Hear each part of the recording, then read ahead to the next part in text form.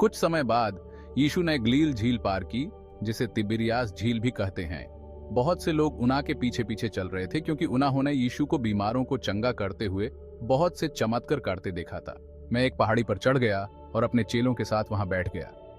यहूदियों का फसह का पर्व निकटता। जब यीशु ने देखा कि एक विशाल भीड़ उसकी ओर आ रही है, तो उसने फिलिप्पुस से पूछा, हम इतना ही रोटी कहां से खरीदें कि ये सब लोग खा सकें? उसने यह बात यूस परखने के लिए कही थी, क्योंकि वह खुद जानता था कि वह क्या करने वाला था। 200 दिनार की रोटी भी काफी नहीं होगी कि उनमें से हर एक को थोड़ा बहुत मिल सके। यहाँ एक लड़का है जिसके पास 5 जौ की रोटियां और 2 छोटी मछलियां हैं, लेकिन इतने सारे लोगों के लिए यह क्या है? लोगों को नीचे जमीन पर बैठने को खो, उस जगह बहुत घास थी, इसलिए लोग नीचे बैठ गए, जिनकी संख्या लगभग 5000 थी। तब यीशु नाए रोटियां ली और धन्यवाद देकर उन्हें बैठे हुए लोगों में बांट दिया, और उसी तरह मछलियां भी, जितना ही वे चाहते थे। जब सब लोग खाने से संतुष्ट हो गए, तो उसने अपने चेलों से कहा, बचे हुए टुकड़े इकट्ठा कर लो, ताकि कुछ भी बर्बाद न हो। उन्होंने इकट्ठा किया और उन 5 जौ की रोटियों के बचे हुए टुकड़ों से 12 टोकरियां भर लीं, जो खाने वालों से बच गए थे। जब लोगों ने वह चमत्कार देखा जो उसने किया था, तो वे कहने लगे, निश्चित रूप से यही वह भविष्यद्वक्ता है जो दुनिया में आने वाला था। ये जाना कर कि वे यूज राजा बनाने के लिए आने वाले हैं, यीशु फिर से पहाड़ी पर अकेला चला गया।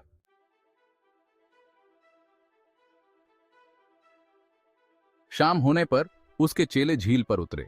उन्होंने नाव में चढ़कर कफरनहूम की ओर झील पार करना शुरू किया।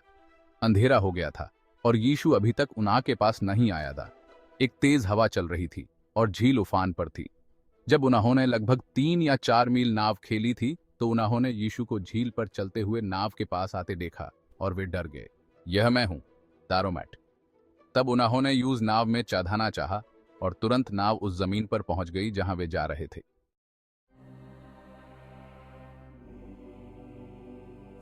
अगले दिन उस भीड़ नाए जो झील के उस पार खड़ी थी, यह देखा कि वहां एक ही नाव थी, और यीशु अपने चेलों के साथ उस नाव पर नहीं चाहा था, बल्कि उसके चेले अकेले चले गए थे। अनाय नावें तिबिरियास से उस जगह के पास आईं जहां उन्होंने प्रभु के धन्यवाद देने के बाद रोटी खाई थी।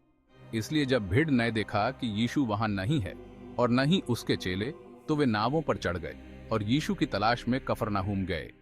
और झील के उस पार यूसे पाकर उन्होंने उससे कहा, रब्बी, तू यहाँ कब आया? यीशु ने उन्हें उत्तर दिया और कहा, मैं तुमसे सच सच कहता हूँ, तुम मुझे इसलिए ना ही ढूंढ रहे हो क्योंकि तुमने चमत्कार देखे हैं, बल्कि इसलिए कि तुमने रोटियां खाई और तृप्त हुए। उस भोजन के लिए परिश्रम न कारो जो नाश हो जाता है, बल्कि उस भोजन के लिए परिश्रम कारो जो अनंत जीवन तक बना रहता है, जिसे मनुष्य का पुत्र तुम्हें देगा, क्योंकि पिता परमेश्वर ने यूज अपनी स्वीकृति की मुहर लगा दी है। तब उन्होंने उससे कहा, परमेश्वर के कार्य करने के लिए हमें क्या करना चाहिए? यीशु ने उत्तर दिया और उनसे कहा, परमेश्वर का कार्य यह है कि तुम उस पर विश्वास करो जिसे उसने भेजा है। तब उन्होंने उससे कहा, तब तू क्या चमत्कार दिखाता है ताकि हम यूज देखकर तुझ पर विश्वास करें? तू क्या कार्य करता है? हमारे पूर्वजों नए जंगल में मनाना खाया था, जैसा कि लिखा है, उसने उन्हें स्वर्ग से खाने के लिए रोटी दी। यीशु ने उन्हें उत्तर दिया और कहा, मैं तुमसे सच सच कहता हूँ, मूसा ने तुम्हें स्वर्ग से वह रोटी नहीं दी थी, परंतु मेरा पिता तुम्हें स्वर्ग से सच्ची रोटी देता है। क्योंकि परमेश्वर की रोटी वह है जो स्वर्ग से उतरती है और दुनिया को जीवन देती है। तब उन्होंने उससे कहा, हे प्रभु, हमें यह रोटी हमेशा दिया कर। यीशु ने उनसे कहा, जीवन की रोटी मैं ही हूँ। जो मेरे पास आता है, यूज कभी भूख नहीं लगेगी, और जो मुझ पर विश्वास करता है, यूज कभी प्यास नहीं लगेगी। लेकिन मैंने तुमसे कहा है कि तुमने मुझे देखा है और फिर भी तुम विश्वास नहीं करते हो। जो कुछ पिता मुझे देते हैं वे सब मेरे पास आएंगे, और जो मेरे पास आता है मैं यूज कभी बाहर नहीं निकालूंगा, क्योंकि मैं स्वर्ग से अपनी इच्छा पूरी करने नहीं, बल्कि अपने भेजने वाले की इच्छा पूरी करने आया हूँ। और मेरे भेजने वाले की इच्छा यह है कि जो कुछ यूएस ने मुझे दिया है, मैं उसमें से कुछ भी नाश न होने दूं, पर ना तो यूस अंतिम दिन फिर जिलाऊंगा। क्योंकि मेरे पिता की इच्छा यह है कि जो कोई पुत्र को देखता है और उस पर विश्वास करता है, यूज अनंत जीवन माइल, और मैं यूज अंतिम दिन फिर जिलाऊंगा। तब यहूदी यीशु के बारे में यह कहकर कुदुराने लगे कि उसने कहा था, मैं वह रोटी हूं जो स्वर्ग से उतरी है। और वे कह रहे थे, क्या यह यीशु नहीं है जो यूसुफ का पुत्र है? क्या हम उसके माता पिता को नहीं जानते? तो वह कैसे कह सकता है मैं स्वर्ग से उतरा हूं?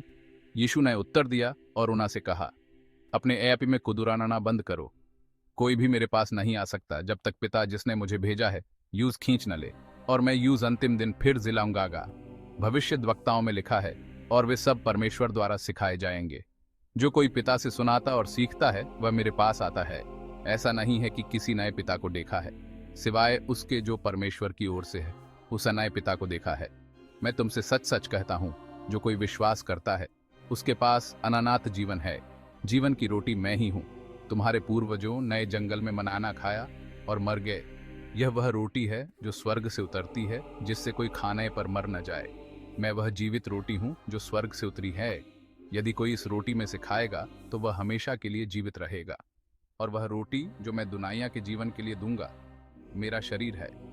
तब यहूदी आपस में बहस करने लगे, यह कहते हुए, यह आदमी हमें अपना शरीर खाने के लिए कैसे दे सकता है? इसलिए यीशु ने उनसे कहा, मैं तुमसे सच सच कहता हूं, यदि तुम मनुष्य के पुत्र का शरीर न खाओ और उसका लहू न पियो तो तुम्हारे अंदर जीवन नहीं है।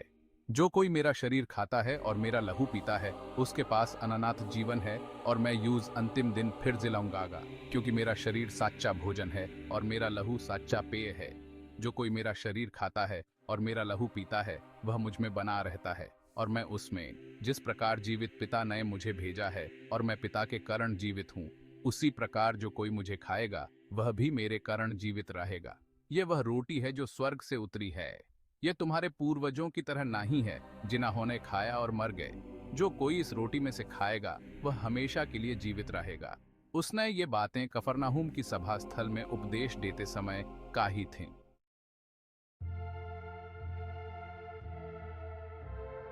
इसलिए उसके चेलों में से बहुतों ने यह सुनाकर कहा, यह शिक्षा कठोर है, कौन ऐसे स्वीकार कर सकता है? यीशु यह जानाकर कि उसके चेले इस बारे में कुड़कुड़ा रहे थे, नाए उनसे कहा, क्या यह तुम्हें ठोकर खिलाता है? तो क्या होगा यदि तुम मनुष्य के पुत्र को वहां ऊपर जाते देखो जहां वह पहले था? आत्मा ही जीवनदायी नहीं है, शरीर किसी काम का नहीं है। वे वार्ताएं जो मैंने तुमसे कही हैं वे आत्मा हैं और जीवन हैं। फिर भी तुम में से कुछ ऐसे हैं जो विश्वास नहीं करते हैं, क्योंकि यीशु शुरू से ही जनाता था कि कौन विश्वास नहीं करते थे और कौन यूं धोखा देगा। और उसने कहा, इस कारण से मैंने तुमसे कहा है कि कोई भी मेरे पास नहीं आ सकता जब तक कि यह यूस पिता की ओर से न दिया गया एचो।